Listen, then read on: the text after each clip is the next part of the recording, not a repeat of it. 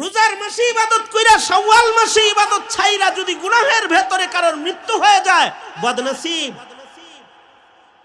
এ কারণে ইবাদত শুধু রমজানে ইবাদত করাইবার জন্য রমজান আসে নাই, আরো 11টি মাস মানুষকে নেককার মুত্তাকি বানাইবার জন্য রমজান এসেছে। সুতরাং ইবাদত তো করতেই হবে, কারণ ইবাদত যদি কেউ না করে, এটা আমার লাস্ট কথা, যে ইবাদত যদি কেউ না করে তাহলে তার ইমানি শক্তি কমজোর হয়ে যাবে, আর ইমানি শক্তি যার কমজোর হয়ে যাবে শয়তানের সাথে লড়াই করে নিজের জান্নাতের মালিকানা সংরক্ষণ করার মতো শক্তি তার থাকবে না। রোজার হালতে দিন কাটাইছি, রাতের বেলায় তারাবিহের নামাজ, কিয়ামুল লাইল এগুলো হয়েছে, লম্বা করে কোরআনে কারীমের তিলাওয়াত শোনা, নামাজে অথবা অবসরে বসে বসে তিলাওয়াতুল কোরআনের আমল হয়েছে, জিক্র আজকার খুব বেশি হয়েছে।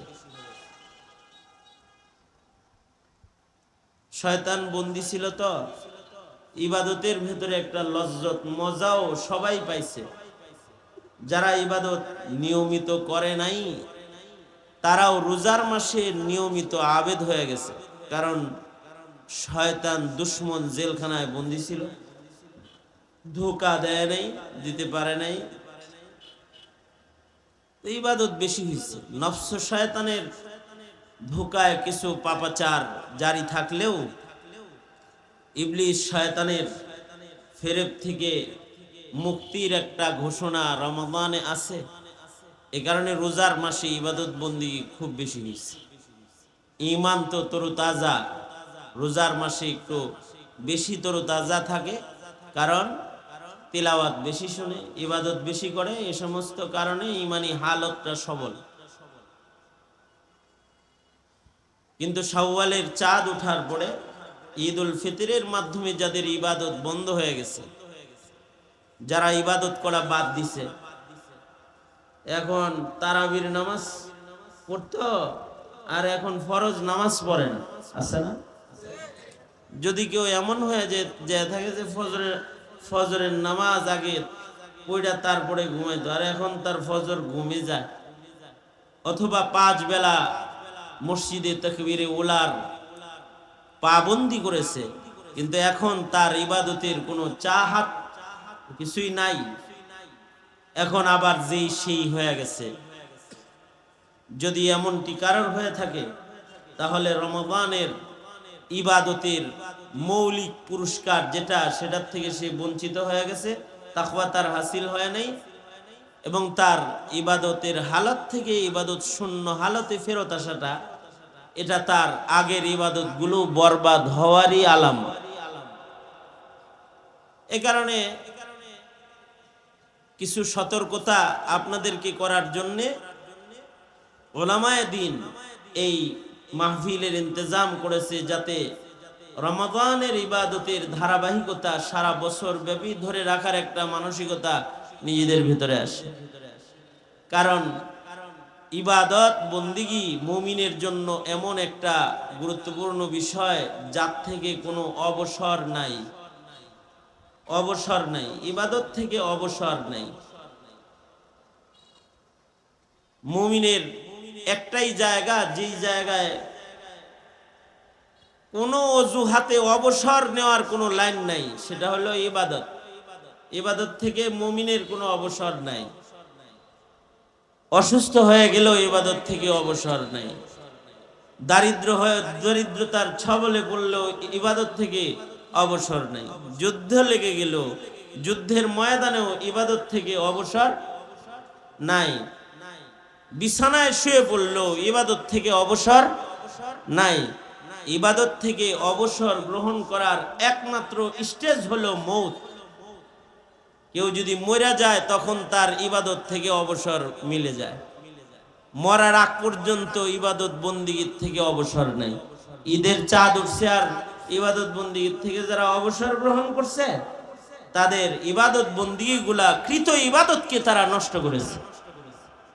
ইবাদত থেকে কোনো অবসর নাই, ইবাদত তো হারদাম করবে, মওত পর্যন্ত ইবাদত করবে। ওয়াবুদ রাব্বাকা হাত্তা ইয়াতিয়াকাল ইয়াকিন, ওয়াবুদ রাব্বাকা হাত্তা ইয়াতিয়াকাল ইয়াকিন।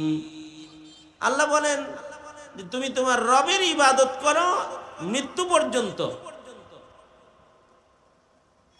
মৃত্যু আসার আগ পর্যন্ত ইবাদত রানিং থাকবে। এর থেকে অবসর গ্রহণের কোনো সুযোগ মৌকা আমাদের নাই। রমজান মাসে তো ইবাদত হয়েছে, ইমানি শক্তি ভালো ছিল, সারা বছর যেন ইমানি শক্তিটা ভালো থাকে এর জন্য সারা বছরই কিছু নওয়াফেল ইবাদত বন্দিগির সিলসিলা আল্লাহর রাসূল শিখায়া গেছে। রোজার মাস গেছে, শাওয়াল আসছে, তো আল্লাহর রাসূল বলেন কি, শাওয়াল আসছে দেখা রোজা ভুলা যেও না, 6টা রোজা রাখো, সারা বছর রোজা রাখার সওয়াব হবে। সরকার বলেন ক্বালা রাসূলুল্লাহ সাল্লাল্লাহু আলাইহি ওয়াসাল্লাম মান সামা সিত্তাম মিন শাওয়াল কানা কাসিয়ামিদ দাহর। আল্লাহর রাসূল বলেন কেউ যদি শাওয়াল মাসে 6টা নফল রোজা রাখে তাহলে 6টা রোজার দাম এত যে কানা কাসিয়ামিদ দাহর, সারা বছর রোজা রাখার সওয়াব আল্লাহ তাআলা তাকে দান করবে। অর্থাৎ একটা রোজার পাওয়ার হলো 60 রোজা। রমজানে ছিল 70 গুণ, শাওয়ালে হলো কয় গুণ? 60 গুণ হলো। এক একটা রোজার মাধ্যমে 2 মাস রোজা রাখার সওয়াব যদি পায়, 6 রোজা দিয়ে 12 মাস রোজা রাখার সওয়াব পাইতেছে। এক একটা নফল রোজার মূল্য এত যে 6টা রোজা রাখবে আমল নামার ভেতরে 6 রোজার সওয়াব ঢুকাবে, কেমন যেন সারা বছর সে রোজা রেখেছে, এত সওয়াব আল্লাহ তাআলা দান করবে। কিছু রোজার আমল নবীজি সাপ্তাহিক রেখেছেন, এই সপ্তাহে রোজা রাখো, আইয়ামে বীজে রোজা রাখো, মাসে 3 দিন কমাস কম রোজা রাখো, ধারাবাহিকতাটা চালু রাখো। কারণ রোজার আমল শুধু রোজার মাসে না, সারা বছরই কিছু কিছু রোজা করো। শাওয়ালের 6 রোজা ভেঙে ভেঙে করার সুন্নাত। হ্যাঁ, ভেঙে ভেঙেও করা যায়, একসাথেও করা যায়, সুন্নত আদায় হয়ে যাবে। যদি আজকে 2 দিন রাখলো লাগাতার, আবার একদিন বাদ দিল, আরাম করলো একটু, আবার রাখলো, হয়ে যাবে। আবার জিলহজ মাসের চাঁদ উঠেছে, তো নবীজির একটা সুন্নত আমল আছে, ঈদের চাঁদ উঠা পর্যন্ত লাগাতার আবার 10 দিন নফল রোজা করবে। লাগাতার 30 দিন যেমন ফরজ রোজা আছে, লাগাতার ঈদের চাঁদ থেকে শুরু করে একেবারে 1 তারিখ থেকে শুরু করে 10 তারিখ পর্যন্ত লাগাতার 9 রোজা। এটা একটা মুবারক সুন্নতের আমল আল্লাহর রাসূল রেখে গেছেন। শাওয়ালের সুন্নতটা রোজার সাথে যুক্ত থাকার কারণে আমল করা হইল, জিলহজের সুন্নতের উপরে আমল করা হয় না। জিলহজ মাসের রোজা আমি লম্বা সময় চেষ্টা করছি 9 দিন রাখার, নফল রোজা তো ভাঙ্গা হয়েই যায়, কিন্তু এই সুন্নতটার আমল আলহামদুলিল্লাহ জেলখানায় হয়ে গেছে। জেলখানায় যখন আমরা যখন এই জিলহজের চাঁদ উঠলো, তো আমরা সকলে মিলে পরামর্শ করলাম যে বাইরে থাকতে তো কোনো বছরই শুরু করে এই 9 রোজা শেষ করতাম পারছি না, 3টা রাইখা পরে ধুত নফলই তো খায়ালাই কয়টা, তো পরে একটা ভাঙ্গা হয়ে গেছে। জেলখানায় যেহেতু আছি, তো ইহতিমামের সাথে আমরা এই সুন্নতের আমলটা করে ফেলি। জেলখানায় ওই নফলের এই সুন্নতের আমল আল্লাহ তাআলা করার তৌফিক দান করছে।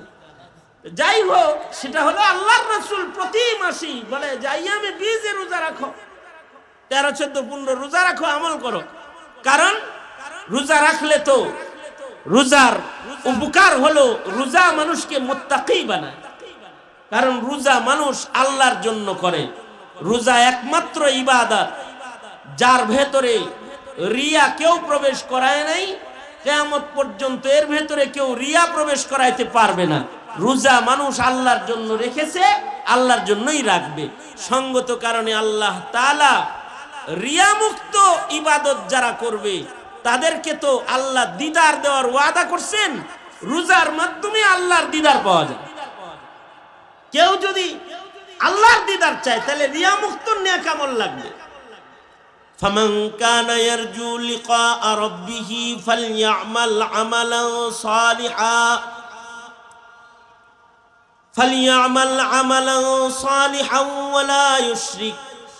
ওয়ালা ইউশরিক বিইবাদাতি রাব্বিহি আহাদা। কেউ যদি আল্লাহর দিদার চায়, রবের দিদার চায়, তাইলে ফালিয়ামাল আমালান সালিহা ওয়ালা ইউশরিক বিইবাদাতি রাব্বিহি আহাদা। এখানে শিরক হলো শিরকে খাফি। কোন নেক আমল দিয়া রিয়া, লোক দেখানি, মানুষের জন্য কোন নেক আমল করবে না। মানুষের জন্য কোন নেক আমল করবে না। নেক আমল করবে, নেক আমল করতে গিয়ে রিয়া নিজের দিলের ভেতরে আনবে না। লোক দেখানোর জন্য নেক আমল করবে না। লোক দেখানোর জন্য যে নেক আমল করবে, লোক দেখানো ছাড়া একটা মাত্র আমল আছে যেটার ভেতরে রিয়া ঢুকানো যায় না, তার নাম হলো রোজা। তো এটা তো মাসব্যাপী করলাম, এখন ছেড়ে দিলাম একেবারে, তাহলে তো আমলটাই ছুটে গেল না। সপ্তাহে রোজা রাখা, আইয়ামে বীজে রোজা রাখা, সুন্নত যে সকল রোজাগুলো আমাদের সামনে মাসে এসে যায়, মুহররমের রোজা আছে, এগুলোকে রাখতে থাকা। রাখলে কি লাভ হবে? ওই যে তাকওয়ার লাভ এই রোজার মাধ্যমেও আল্লাহ তাআলা দান করবে। আমাদের সাহাবায়ে কেরাম রিজওয়ানুল্লাহি আলাইহিম আজমাইনদের ভেতরে এমনও মানুষ ছিল যারা সারা বছর ইহতিমামের সাথে রোজা রাখছে। যেমন আব্দুল্লাহ ইবনে আমর ইবনুল আস রাদিয়াল্লাহু আনহুমা, নবীজির এক আশ্চর্য সাহাবী। এই সাহাবী নবীজির কাছে ইজাজত লয়া ডেইলি রোজা রাখার অনুমতি চাইছে, যে আমি সারা বছর 12 মাস রোজা রাখার অনুমতি চাই। কারণ সাহাবীরা তো আমলের লাইনে অগ্রসর ছিলেন বেশি, আমলের লাইনে ওনারা আগানো ছিলেন। ওনারা নেক আমল বেশি করার জন্য ইজাজত চাইতেন আল্লাহর রাসূলের কাছে। কোন সাহাবী তো যায় বলছে, আল্লাহর নবী আমি খাসি হয়ে যাই, জীবনে বিয়ে করতাম না, খালি ইবাদত করব। কোন সাহাবী যায় বলে, আমি সারা বছর রোজা রাখতে চাই, আর সারা রাতের ঘুম নিজের জন্য হারাম বানাইতে চাই, প্রতিদিন সারা রাত জেগে আমি নামাজ পড়ি। কেউ যায় বলে, ওগো আল্লাহর নবী আমি নিজের পুরুষাঙ্গকে নষ্ট করে ফেলতে চাই, পুরুষত্বকে নষ্ট করতে চাই, খাসি হয়ে যেতে চাই, যেন কোনো নারীর লোক কখনো দিলে না আসে। এই যে সাহাবীদের এই আবদার গুলা, আল্লাহর রাসূল তো সবাইকে ধমকি দিয়েছেন, হ্যাঁ যাও, দেহের হক আছে, হক আদায় করো, বিবির হক আছে, হক আদায় করো। অর্থাৎ বিয়ে করবা, বিয়ে আমার সুন্নাত, সুন্নতের আমল করলে আমার সাথে জান্নাতে থাকবে। নিকাহু মিন সুন্নতি ফামান রাগিবা আন সুন্নতি ফালাইসা মিন্নি। যাও বিয়ে করো। সারা রাত নামাজ পড়ো না, সারা রাত নামাজ পড়তে হবে না, সারা বছর রোজা রাখতে হবে না, তোমার দেহেরও একটা হক আছে, এই হক আদায় করো।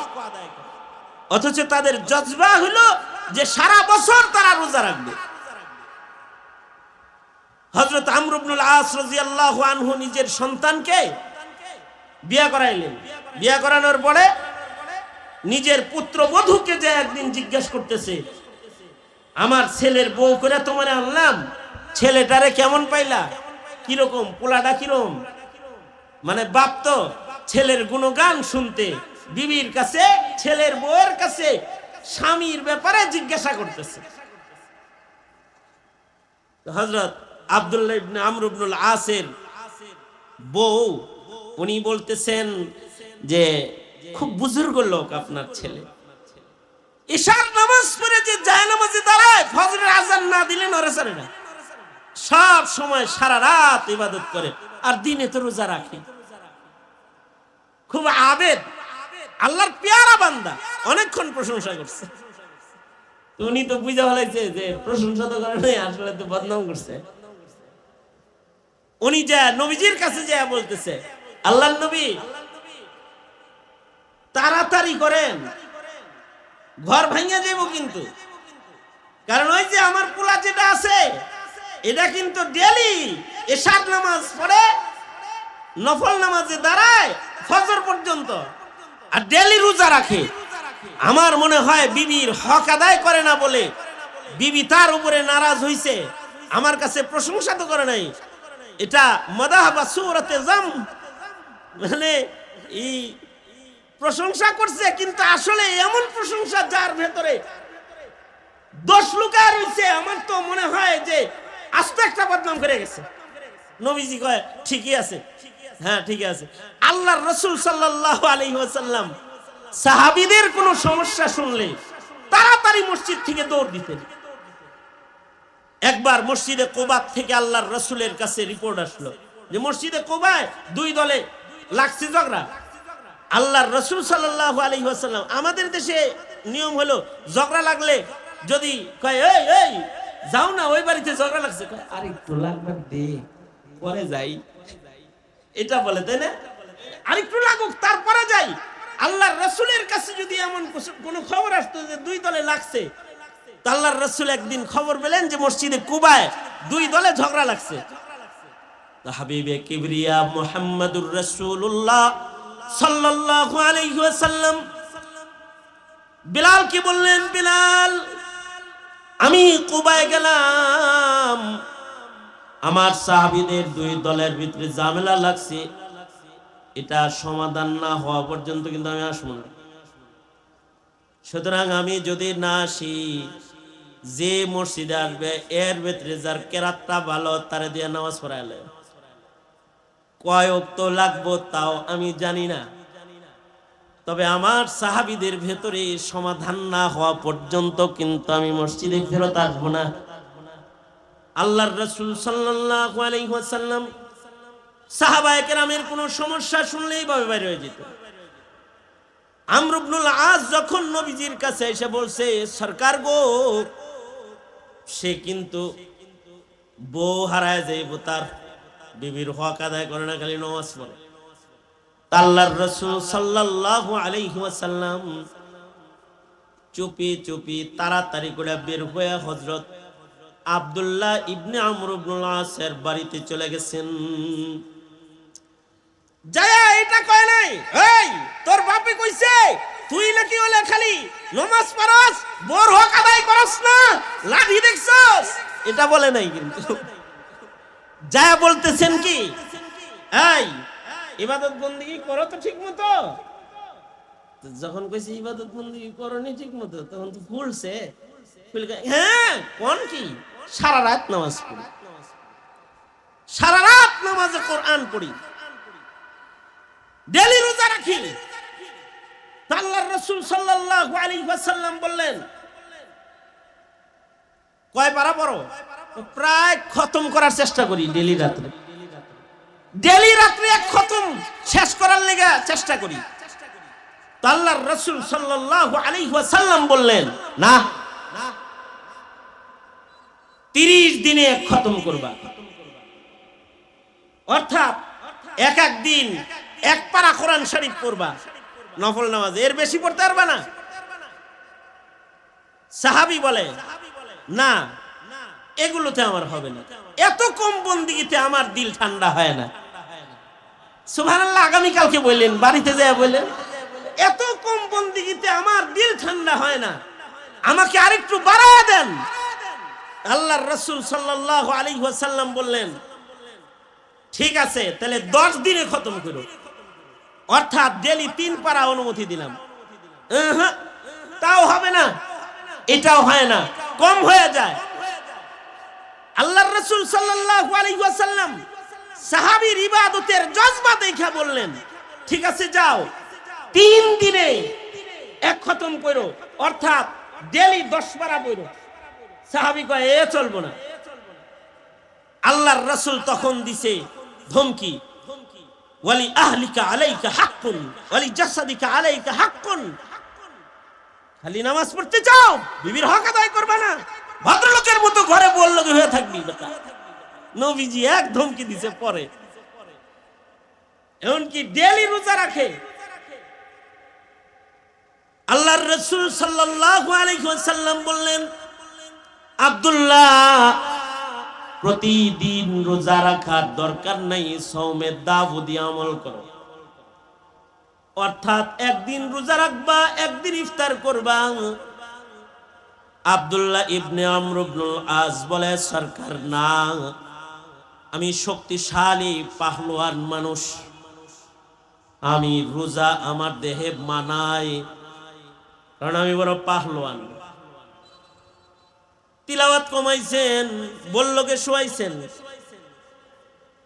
নফল নামাজ কমাইছেন, রোজাটা কমায়েন না। কম আজ কম প্রতিদিন আমাকে রোজা রাখার অনুমতি দান করেন। বদরুদ্দিন আইনি বলে, সরকার অনুমতি দিয়ে দিছে, আল্লাহর রাসূল অনুমতি দিয়ে দিছেন। ৭৯ বছর বয়স হয়ে গেছে, তখনও পর্যন্ত প্রতিদিন তিনি রোজা রাখতেন। বৃদ্ধ বয়সে ডাক্তার এসে বললেন, আমর ইবনুল আস, আব্দুল্লাহ ইবনে আমর ইবনুল আস কি বলে বুড়া হয়ে গেছেন, এখন ডেলি রোজা রাখার দরকার নাই। উনি বললেন, নবীর কাছ থেকে যে প্রেসক্রিপশনটা পাস করায় তারপরে আমল শুরু করছে। আল্লাহর রাসূলের কাছ থেকে ইজাজত লইয়া আমি নফল রোজার আমল শুরু করছি, এটা নবীর কাছ থেকে পাস করানো। জান যাইতে পারে, নবীর সিগনেচারের দস্তখত আছে, অনুমতির দস্তখত আমার আছে, আমল আমি ছাড়তে পারি না। বদরুদ্দিন আইনি বলে, যেদিন আব্দুল্লাহ ইবনে আমর ইবনুল আস ইন্তেকাল করেছেন, সেদিনও রোজার হালতে ছিলেন, রোজার অবস্থায় তিনি আল্লাহর কাছে চলে গেছেন। সারা বছর রোজা রাখার অনুমতি চাইছে। আমাদের জন্য সপ্তাহে 2 দিন মুশকিল হয়ে যায়, অথবা আইয়ামে 20 মুশকিল হয়ে যায়, অথবা শাওয়ালের 6 রোজাও আমাদের জন্য মুশকিল হয়ে যায়। সাহাবায়ে কেরাম রিজওয়ানুল্লাহি আলাইহিম আজমাইন ওনারা হক আদায় করে আমল করছেন, কারণ ওনারা মওত পর্যন্তই আমল করছেন। যে আমল যে করছেন, কামাল সাহাবায়ে কেরামের হায়াতের, এটা এক আজব কামাল সাহাবীর হায়াতের। যার কাছে যে আমল বেশি পছন্দের, সে সেই আমল করতে করতে মইরাও গেছে। যেমন হযরত উসমান রাদিয়াল্লাহু আনহু, ওনার পছন্দনীয় 3 আমলের ভেতরে, 3 জিনিসের ভেতরে হযরত উসমানের একটা পছন্দ হলো তিলাওয়াতুল কোরআন। এটা ওনার পছন্দের 3 জিনিসের এক জিনিস, তিলাওয়াতুল কোরআন। এটা হযরত উসমানের পছন্দনীয় জিনিস। এত পছন্দনীয় হযরত উসমানের কাছে তিলাওয়াতুল কোরআন যে হযরত উসমান 2 রাকাত নামাজে অহরহ কোরআনে কারীমকে খতম করতেন। কখনো কখনো হযরত উসমান 1 রাকাত নামাজে আল্লাহর কোরআন পুরাটা খতম করেছেন। যারা 1 রাকাত নামাজে কোরআন খতম করেছেন, তাদের ভেতরে, সাহাবীদের ভেতরে হযরত উসমান ইবনে আফফান 1 রাকাত নামাজে আল্লাহর কোরআন খতম করেছেন। হযরত তামিমে দারি রাদিয়াল্লাহু আনহু, যাকে হযরত ওমর 20 রাকাত তারাবির ইমাম বানিয়েছিলেন, তিনিও 1 রাকাত নামাজে আল্লাহর কোরআন পুরাটা খতম করেছেন। কখনো কখনো 2 রাকাত নামাজে আল্লাহর কোরআন পুরা খতম করেছেন। ইমামে আজম আবু হানিফা রাহমাতুল্লাহ আলাইহি 2 রাকাত নামাজে কোরআন পুরাটা খতম করেছেন। হযরত উবাই ইবনে কাব রাদিয়াল্লাহু আনহু 2 রাকাত নামাজে পুরা কোরআন খতম করেছেন। এভাবে আমাদের আকাবির বুজুর্গদের ভেতরেও অনেকে 2 রাকাত নামাজে কোরআন পুরাটা খতম করেছেন। হযরত উসমান কোরআন খতম করতেন 2 রাকাত নামাজে, আল্লাহর কালাম পুরা খতম করতেন। কাতিবি ওহী, আল্লাহর কালামের আশিক, নিজের হাতে পৃথিবীর মাটিতে সর্বপ্রথম মাসহাফ যিনি প্রস্তুত করেছিলেন তিনি হলেন হযরত উসমান। স্বহস্তে তিনি আল্লাহর কোরআন নবীর ওসিয়ত মাফিক পারা 30 পারা কোরআন নিজের হাতে কলমবন্দ করেছেন। আজও মিউজিয়ামে জাদুঘরে হযরত উসমানের লেখা কোরআন সংরক্ষিত রয়েছে। আশিকে কোরআন হযরত উসমান। যেদিন হযরত উসমান শাহাদাত বরণ করেছেন, দুশমনরা যখন হযরত উসমানের গর্দানে ছুরি বসায়েছে, হযরত উসমানের বিবি হাত পাতছে তরবারি ঠেকানোর জন্য। তরবারির আঘাতে 4টি আঙ্গুলি কেটে মাটিতে পড়ে গেছে। ধারালো তরবারি এমন ভাবে হযরত উসমানের গলায় মারছে, গর্দানের পরে ছুরি লেগে গেছে। তখনও হযরত উসমানের নজর আল্লাহর কোরআনের পাতার উপরে আছে, আর রক্তের ফোঁটা ফিনকি দিয়া বাইর হয়ে আল্লাহর কোরআনের পাতার উপরেই পড়ে গেছে।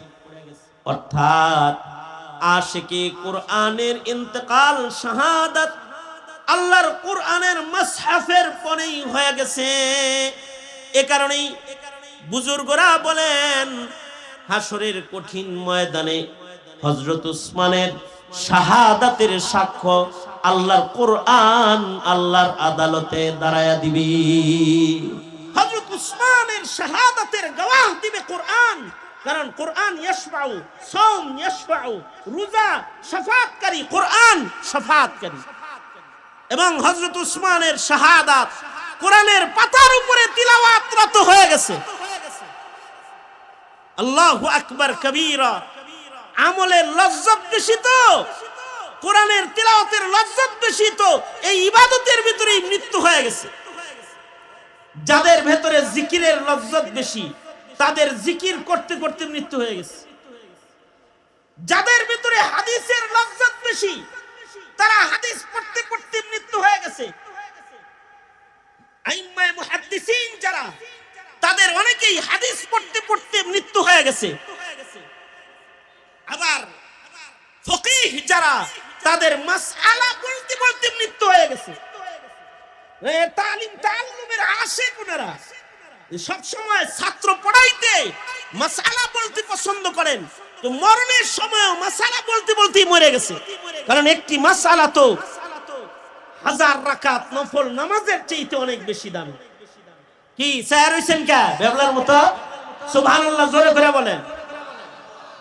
একটা মাসআলার মূল্য, একটি মাসআলার সমাধান 1000 রাকাত নামাজের চাইতে বেশি মূল্যবান একটি মাসআলার সমাধান। একটা মাসআলা না জানার কারণে নামাজ হয় না। আজকে দাউদকান্দি বাজার মসজিদে আমি আসরের নামাজে দাঁড়াইলাম, ওযু করতে গিয়ে আমিও 1 রাকাত মাসবুক হইছি। আমার সাথে এক বুড়া চাচা, টুপি মাথায়, এই দাড়ি, উনিও মাসবুক হইছে আমার লগে 1 রাকাতে। 1 রাকাত আমারও ছুটছে, 1 রাকাত ওনারও ছুটছে। অর্থাৎ 4 রাকাতের আমিও 3 রাকাত পাইছি, চাচা মিও কয় রাকাত পাইছে? উনিও 3 রাকাতই পাইছে। তো আমার লগে তো যে দাঁড়াইছে, আমি তো দাঁড়ায় রইছি। এর ভিতরে ইমাম সাহেব রুকু করার আগেই দেখি চাচা রুকু করছে। আমি বললাম হ্যাঁ হ্যাঁ, কার লগে দাঁড়াইলাম?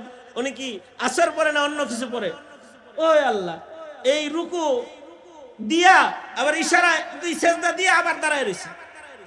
আমি তো তখন বুঝছি যেই রাকাত ছুটছে এটার আগেই মানে উড়ে লইতেছে। মানে 1 রাকাত ছুটছে, এটা আগেই উঠে লইতেছে, আগেই পরে ফেলাইতেছে, পয়রা তারপরে দাঁড়ায় গেছে। সাথে সাথে আমার সাথে বাকি 3 রাকাতে পড়লো। কিন্তু আমার বদকিসমতি যে এই মাসালার জন্য আমি তাকে ধরতেও পারলাম না। সে বেরিয়ে সালাম ফিরায় তো গেছে গা, ততক্ষণে তো আমি আর এক রাকাত বাকি আছে, পড়তে পড়তে তাকায় তো গায়ে দেখি চাচা আর নাই। এই একটা মাসআলার কারণে তার জিন্দেগীর কত নামাজ নষ্ট হবে, একটা মাসআলার কারণে। এ কারণে একটি মাসআলার মূল্য 1000 রাকাত নামাজের চাইতে বেশি দামি। এই কারণে একটা মৌলবীর মূল্য গোটা এলাকার সাধারণের চাইতে অনেক বেশি দামি। এই কারণে সাধারণের রাত জেগে ইবাদতের চাইতেও একজন আলেমে দ্বীন ফকিহ যার মাসআলা জানা আছে তার ঘুমের মূল্য বেশি, তার ঘুম দামি। এই কারণেই মাসকে দামি জিনিস শিখায় হয়ে গেল। যার কাছে যে আমল পছন্দ সে আমল করতে করতে মইরা যায়, যার মরণটা ভালো হয়ে যায়, যার খাতেমাটা সুন্দর হয়ে যায়, সে আল্লাহর কাছে দামি বান্দা হয়ে যায়। 100 গুনাহ, 100 খুনের গুনাহ করার পরেও খাতেমা সুন্দর। বুখারী প্রমাণ করেছে আল্লাহ তাআলার কাছ থেকে সে মাগফিরাত পেয়ে গেছে।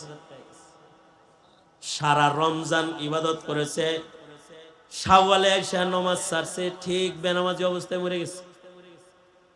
রোজার মাসের ইবাদতের অবমূল্যায়ন হয়ে গেছে।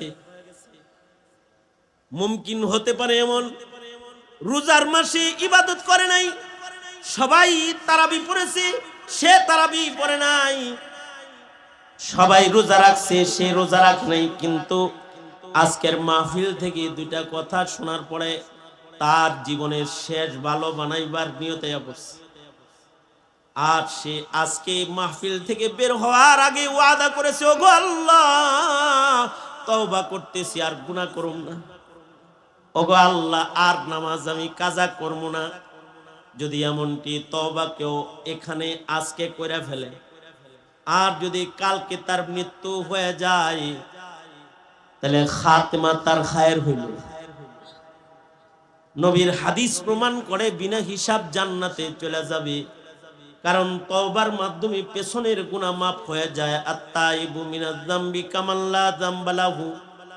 আর তওবা করে আমলনামাটা যে সুন্দর সাফাই করে কাল মরল, সাফ সুতরা আমলনামা নিয়ে আল্লাহর আদালতে হাজিরা দিল, তো তার বিদায় সুন্দর হলো, তো তার হিসাব সুন্দর হয়ে যাবে, সে আল্লাহ পাকের কাছে সহজে পৌঁছে যাবে। অথচ রোজার মাসে তার মরণ নেই, শাওয়াল মাসে তার মরণ হয়েছে, অথবা আগামী মাসেই মরণ হয়েছে, রমজান পায় নাই, রমজানের কাছাকাছি সময়ে মারা গেছে। কিন্তু ওইটার হিসাব না কোন সময়ে মারা গেছে, এইটার হিসাব যে কি হালাতে মারা গেছে, কি শিরিক করতে করতে মারা গেছে না সেজদা দিয়ে মারা গেছে, কি এমন খাইতে খাইতে মারা গেছে না রোজার হালতে মারা গেছে, হ্যাঁ নাস্তিক মুরতাদের সাথে মারা গেছে নাকি মুজাহিদের দলে গিয়ে মারা গেছে।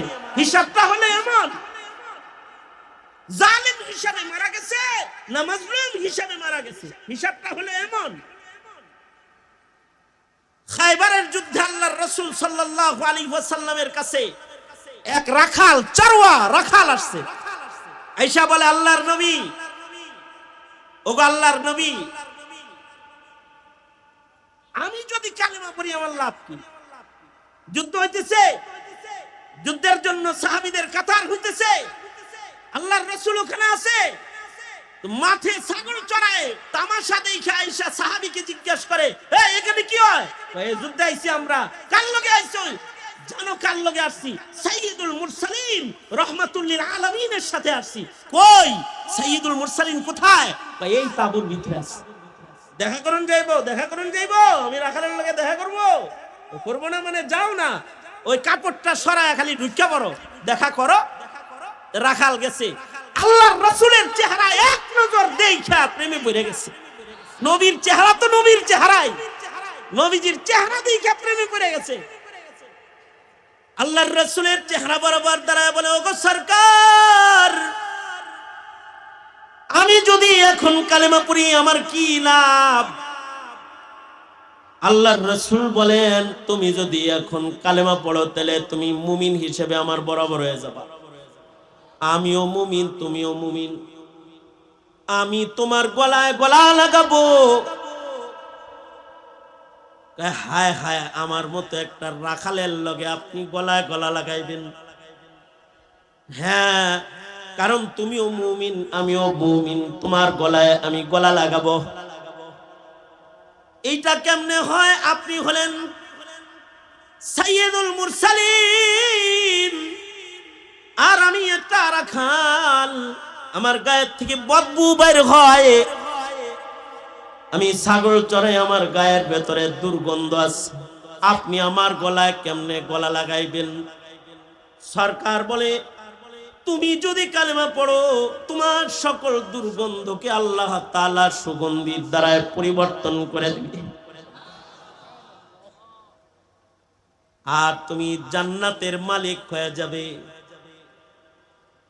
চরওয়ার রাখাল দুই হাত বাড়ায় দিয়ে বলে, সরকার তাহলে দেরি করা যাবে না, এখন আমার কালেমা পড়ান।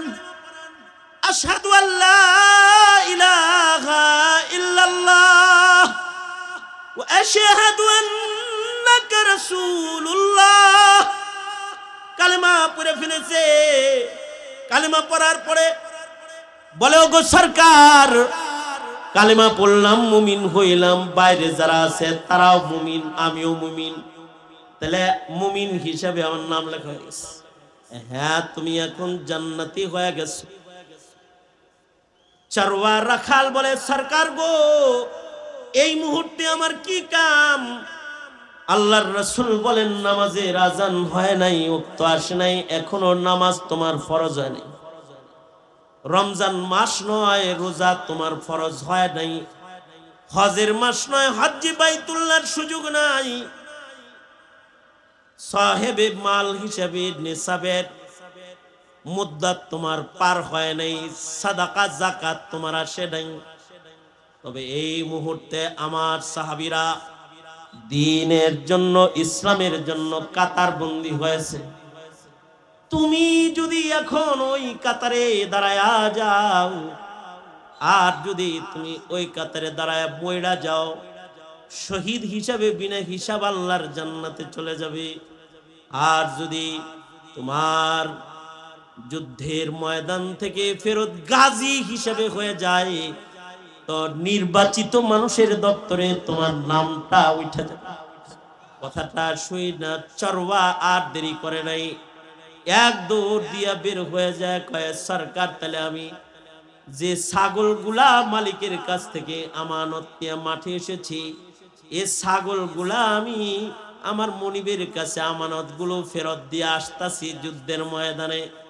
চরওয়া চলে যায়, রাখাল চলে গেছে, আমানতগুলা মনিবের কাছে বুঝায়া তরবারি লইয়া যুদ্ধের ময়দানে আসছে।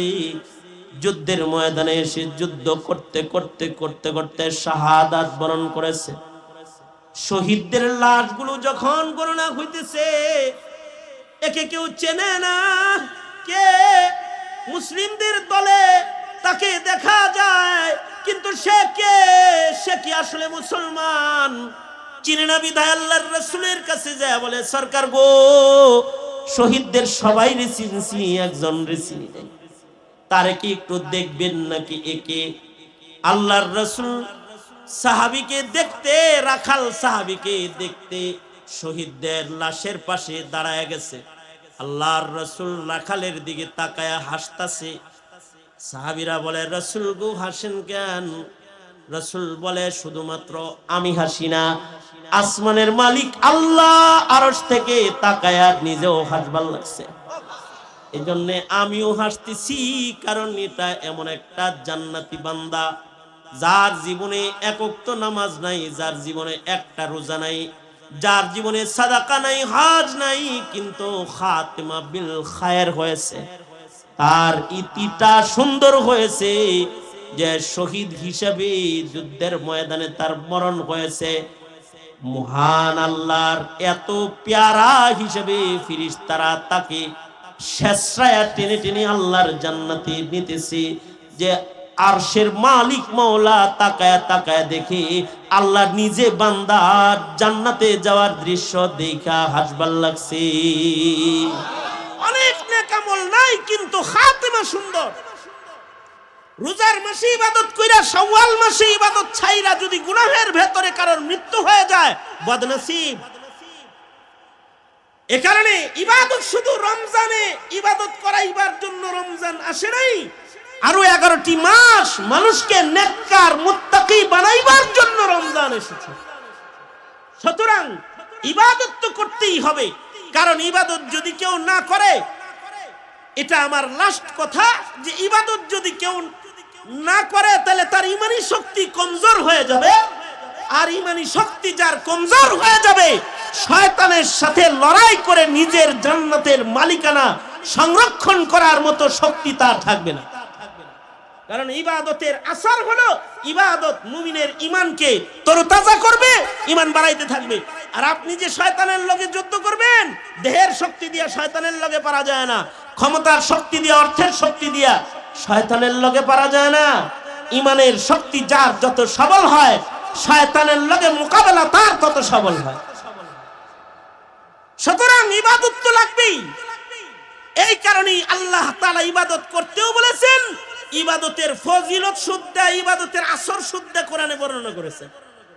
আল্লাহ তাআলা বলেন, উতলু মা উহিয়া ইলাইকা মিনাল কিতাব, উতলু মা উহিয়া ইলাইকা মিনাল কিতাবি ওয়া আকিমিস সালাহ ইন্নাস সালাতা তানহা আনিল ফাহশাই ওয়াল মুনকার ওয়ালাযিকরুল্লাহি আকবার ওয়াল্লাহু ইয়ালামু মা তাসনাউন। আল্লাহ তার বন্ধুকে বলছেন, বন্ধু কোরআন তেলাওয়াত করুন, নামাজ কায়েম করুন, কারণ নামাজের আসর হলো নামাজ সকল প্রকারের গুনাহ থেকে বাঁচায় রাখবে। ইন্নাস সালাতা তানহা আনিল ফাহশাই ওয়াল মুনকার। আর জিকির করুন, জিকির বড় ইবাদত। যে জাকির হবে সে বড় ইমানদার হয়ে যাবে। জিকির বেশি হবে দিল সাফ হবে, জিকির বেশি হবে তো শয়তানের মোকাবেলা সহজ হবে, জিকির বেশি হবে তো দুশমনরা ভয় পাবে, জিকিরের শব্দ উচ্চারণ হবে তো কুফরের শক্তি মুমিনের জিকিরের সামনে, মুমিনের আল্লাহর নামের তাসবির সামনে অচল হয়ে যাবে। ওয়ালা যিকরুল্লাহি আকবার। আল্লাহর নামের জিকির অনেক বড় ইবাদত। এই কারণেই আমাদের মুখে যখন নারে তাকবীর আল্লাহু আকবার উচ্চারিত হয় তখন কাফেররা ভয় পায়, কারণ জিকিরের ভেতরে রব আছে, ভীতি আছে, ভয় আছে। বারবার আপনারা শুনেছেন, আবার তাকরার করে কথাটা আপনাদের কানে পৌঁছায় দিয়ে আলোচনা ইতিটা নিয়ে আল্লাহর রাসূল শুয়ে আছেন। আল্লাহর রাসূল সাল্লাল্লাহু আলাইহি ওয়াসাল্লামকে হত্যা করার জন্য একজন নিরিবিলি গাছতলায় ঘুমন্ত পয়গম্বরের গর্দান বরাবর দাঁড়ায় গেছে। দাঁড়ায়া আল্লাহর রাসূলকে বলতেছে, এই মুহাম্মদ সাল্লাল্লাহু আলাইহি ওয়াসাল্লাম, আজকে তো জায়গা মতো সুযোগ মতো পেয়ে গেছি, তুমি আর আমি কেউ নাই, তুমি খালি হাত, আমার হাতে অস্ত্র আছে, এখন গলাটা কাটমু, কে বাঁচাবে তোমাকে? আল্লাহর রাসূলকে জিজ্ঞাসা করে, তোমাকে আজকে এখান থেকে কে রক্ষা করবে? আল্লাহর রাসূল সাল্লাল্লাহু আলাইহি ওয়াসাল্লামের মুখে জিকিরের শব্দ উচ্চারিত হলো। আল্লাহর রাসূল সাল্লাল্লাহু আলাইহি ওয়াসাল্লাম কি তরবারি দেখায় যখন বলতেছে, মাইয়ামনিউকা মিন্নি, কে বাঁচাইবো আমার হাত থেকে আজ তোমাকে? আল্লাহর রাসূল মুখ দিয়ে উচ্চারণ করেছে আল্লাহ। যখনই আল্লাহ শব্দ উচ্চারণ করেছে, ইহুদির শরীরে কম্পন এসে গেছে, হাতের তরবারি খুললাম মাটিতে পড়ে গেছে। আল্লাহর রাসূল সাল্লাল্লাহু আলাইহি ওয়াসাল্লাম তরবারিটা হাতে নিয়ে বলে, তোমারে কেডা বাঁচাইবো এখন? একটু আগে তোমার হাতে অস্ত্র ছিল, আমি খালি হাতে, এখন আমার হাতে তরবারি, তোমার হাতে কিছু নাই, কে বাঁচাইবো তোমাকে? ইহুদি কয়, আপনি বাঁচাইবেন, আপনি বাঁচাইবেন। আল্লাহর রাসূল বলেন, যাও তোমারে মাফ করে দিলাম, ইহুদি বলে আমি কালেমা পড়া মুসলমান হয়ে গেলাম। মুহতারাম হাজিরিন, তো জিকিরের পাওয়ার আছে, জিকির করবেন। উজানির মানুষদেরকে আমি এসে বলা যে জিকির করবেন বেআদাবি, তো জিকির করবেন। মোবাইল টিপি কম করবেন, জিকিরটা একটু বেশি করবেন, ঠিক আছে না? এই কলিং ফলিং কথাবার্তা ফ্রি টাইম কম কাটায়া, টক টাইম কামেলা বেশি না লাগায়া, জরুরি কথোপকথন মোবাইলে সাইরা বাকি টাইম জিকির করবেন ইনশাআল্লাহ। ইনশাআল্লাহ তো জিকির করবেন তো ঈমান বাড়বে, জিকির করবেন তো দুশমন ভয় পাবে। করবেন তো ইনশাআল্লাহ। রমজানের বাকি 11টি মাস ইবাদত করার স্বার্থে তিলাওয়াতুল কোরআন, নামাজ, রোজা এবং জিক্র আজকারের পাবন্দি করব ইনশাআল্লাহ। কারা কারা ওয়াদা করেন? যদি পাবন্দি করতে পারেন ইবাদতের, তাহলে ফিলিস্তিনে যাইতে পারবেন, বিজয় অর্জন করতে পারবেন, ইসলামের পতাকাকে উঠাইতে পারবেন। আর যদি ইবাদত ছেড়ে দিয়ে খালি চিল্লাপাল্লা হাউকাউ করেন, তো পিটনি খায়া মরে যাবেন। ইনশাআল্লাহ আবেদ হবেন, ইনশাআল্লাহ বলেন ইনশাআল্লাহ। আল্লাহ কবুল করেন। আর কোনদিন নামাজ কাজা করব না, আর কোনদিন নামাজ কাজা করব না। ইয়া আল্লাহ তৌফিক দান করেন। মিথ্যা কথা বলবো না, গীবত করব না, বেপরদা চলবো না, হারাম খাইব না, কোরআন পড়ব, জিকির করব, দরুদ পড়ব, ইনশাআল্লাহ নফল রোজা করব। আল্লাহ কবুল করেন। আমিন বলেন, আওয়াজ করে বলেন আমিন। এই কিছু কথা আমি এক অচল মানুষ, বড়দের এক বিশাল মজমা, এখানে মানে এই একটার চাইতে একটা দামি বেশি, এরকম মেহমান দিয়ে ভরপুর মজমায় আমি আপনাদের কাছে কিছু কথা সবক হিসাবে